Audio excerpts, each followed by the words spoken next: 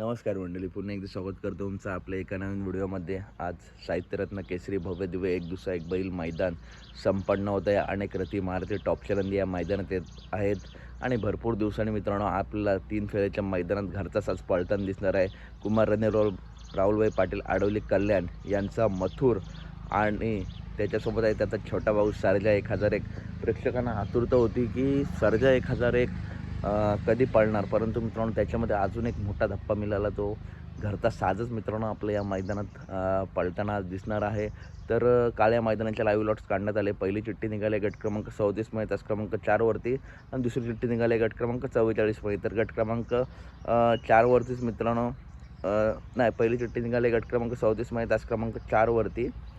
तर या गट क्रमांक 34 मध्ये तास क्रमांक 4 वरतीच ही जोडी आपला मित्रांनो आज आपल्याला पळताना दिसेल। 44 मध्ये देखील पळताना दिसू शकते। दोन्ही चिठ्ठ्या मित्रांनो मधूनच आहेत। तर अपडेट आवडल्यास नक्की व्हिडिओ लाईक करा, चॅनलला सबस्क्राईब करा आणि कसा पळेल घरचा साज। चला तर भेटूया पुढच्या व्हिडिओमध्ये। धन्यवाद मित्रांनो।